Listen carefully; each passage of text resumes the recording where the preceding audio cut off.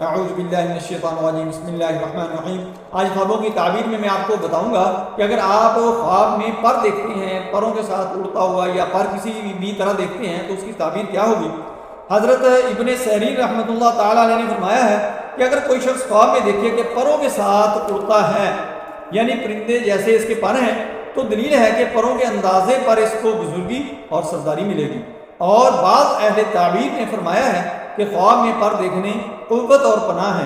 حضرت ابراہیم کرمانی رحمۃ اللہ تعالیٰ علیہ نے فرمایا ہے کہ اگر خواب میں دیکھے کہ پروں کے ساتھ اڑتا ہے تو دلیل ہے کہ سفر کو جائے گا اور اس کا کام نیک ہوگا، اور اگر دیکھے کہ اس کے پاس پرندے کے پر ہیں تو دلیل ہے کہ اسی قدر اس کو خیر و منافعت حاصل ہوگی، اور اگر دیکھے کہ اس کے پر گر گئے ہیں تو دلیل ہے کہ بزرگی اور مرتبے سے گرے گا اور مال کا نقصان ہوگا۔ السلام علیکم ورحمۃ اللہ وبرکاتہ۔